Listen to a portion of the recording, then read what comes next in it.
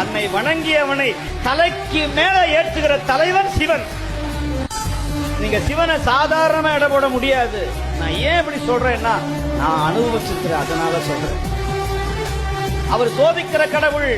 அவன் சுடுகாட்டிலையும் இருப்பான், திருவண்ணாமலையிலையும் இருப்பான், சொர்ணபுரீஸ்வரராகவும் இருப்பான், கபால மாலை அணிந்து கொண்ட கபாலியாகவும் இருப்பான். அவன் தன்மையை யாரும் புரிஞ்சுக்கவே முடியாது. அற்பற்ற ஆசை துறந்து அன்றாடம் உடை வழங்கி சரணமும் அடையும் பொருள்